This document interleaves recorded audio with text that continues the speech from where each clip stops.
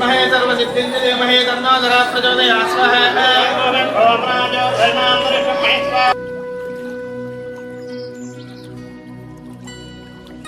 ఓం నమో లక్ష్మీ నరసింహస్వామినే నమః. నా పేరు సన్నిధిరాజు సర్వేశ్వర శర్మ. రాజోలు తాలూకా శ్రీ ఉమాశివలింగేశ్వర స్వామి వారి దేవస్థానం ప్రధానార్చకుడిని, శివకోటి గ్రామం. ఈ సందర్భంగా మీకు చెప్పేటటువంటి శుభవార్త, ఈ ప్రాంతంలో అంతర్వేది అనేటటువంటి క్షేత్రంలో శ్రీ లక్ష్మీ నరసింహస్వామి వారు కృతయుగంలో స్వయంభూగా అవతరించారు. ఆనాటి నుంచి ఈనాటి వరకు కూడా ఎన్నో ఉపద్రవాల నుంచి, ఎన్నో ప్రకృతి వైపరీత్యాల నుంచి కాపాడుకుంటూ వస్తున్నారు ఆయన. దానికి సంబంధించినటువంటి చరిత్రలు, ఆయన లీలలు ఎన్ని చెప్పినా ఎంత విన్నా తనివి తీరదు. అటువంటి స్వామివారికి ప్రతి సంవత్సరము మాఘశుద్ధ సప్తమి నుంచి 9 రోజులు అత్యంత వైభవంగా కళ్యాణ మహోత్సవాలు జరుగుతూ ఉంటాయి. అవే బ్రహ్మోత్సవాలు. అటువంటి బ్రహ్మోత్సవాలు ఈరోజు గవర్నమెంట్ వారు రాష్ట్ర పండుగగా, రాష్ట్ర ఉత్సవాలుగా ప్రకటించినటువంటి శుభ సందర్భంలో మీ అందరికీ కూడా శుభాకాంక్షలు తెలియజేయడం కోసం నేను చెబుతున్నాను. ఈ లక్ష్మీ నరసింహస్వామి వారి యొక్క సన్నిధిలో మనం పుట్టడం అదృష్టం. మళ్ళీ జన్మంటూ ఉంటే ఈ ప్రాంతంలోనే ఈ స్వామివారి సన్నిధిలో పుట్టాలని కోరుకుంటూ ఉంటాం.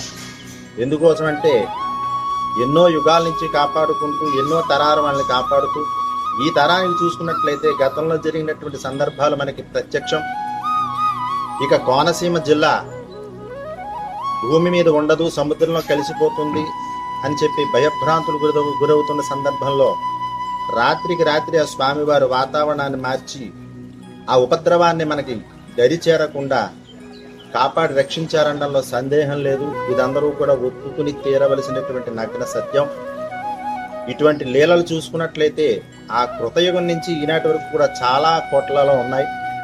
భవిష్యత్తులో కూడా ఆధ్యాత్మిక శోభతో విరాజిల్లుతున్నటువంటి కోనసీమ ప్రాంతంలో ఈ స్వామివారు స్వయంభూగా వెలవడం, ఆ ప్రాంతంలో మనం పుట్టడం జన్మజన్మలా తీరని రుణం. కాబట్టి ఈ స్వామి వారికి ఎంత చేసినా రుణం తీరదు. కాబట్టి ఇటువంటి సందర్భంలో రాష్ట్ర ప్రభుత్వం వారు రాష్ట్ర పండుగగా దీన్ని డిక్లేర్ చేయటం వల్ల ఈ ప్రాంతం వాళ్ళందరూ కూడా చాలా హర్షాతిరేకాలు, ఆనంద సంతోషంగా ఈ యొక్క విషయాన్ని చాలా ఆస్వాదిస్తున్నారు.